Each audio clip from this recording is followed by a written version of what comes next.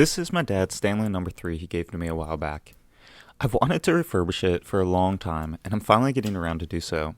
Now my dad's birthday is coming up, and as a little gift to him, I thought it would be a great opportunity to get to publicly praise him and tell him why I think he's an awesome dad.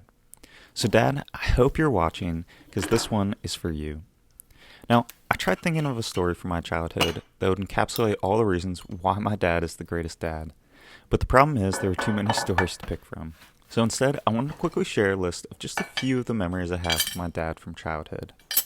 So learning to ride a bike, taking my friends and I camping, taking me and my friends to the arcade, going to the OSU football games, taking my friends and me sledding at midnight so we'd have the hill all to ourselves, taking me and teaching me how to ski, playing Monopoly with my brother and our friends, playing poker with my brother and our friends, showing me how to shoot my first BB gun, showing me how to shoot a shotgun and taking me skeet shooting, taking me and my friends paintballing, actually going out in the woods and going paintballing with us. There's nothing better than getting to shoot your dad with a paintball gun, lighting off fireworks together, building an ice skating rink in our backyard and going ice skating in our own backyard, playing hockey with my friends and I in our own personal ice skating rink in our backyard.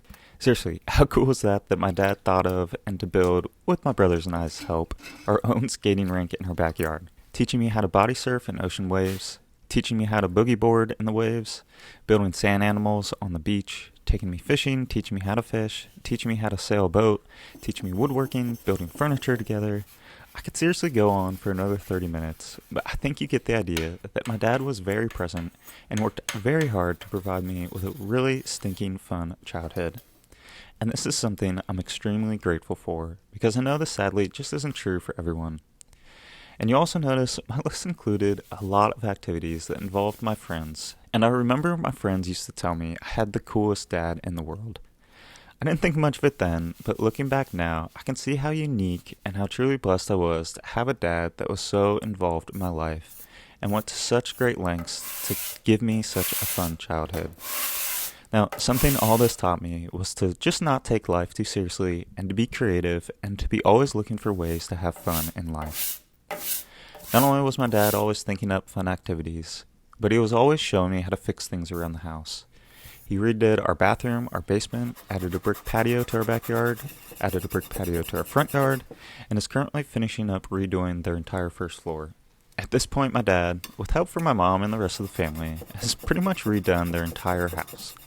My dad very much adheres to the philosophy of, why pay someone else when I can do it myself? And looking at my own workshop filled with DIY tools, I can definitely say he's passed that philosophy along to me. Now, part of this philosophy meant my dad was always working on projects, which meant I was always helping working on projects. As a kid or teenager, this wasn't always the most fun, but through this I learned a lot of life's practical skills that now as an adult I'm so grateful to have learned from my dad.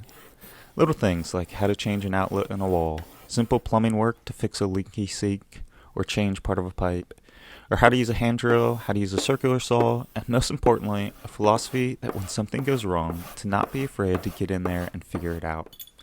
When something breaks in my house now, my first thought is to begin investigating what's gone wrong and see if I can fix it, and if I can't, to get online and try to figure it out for myself.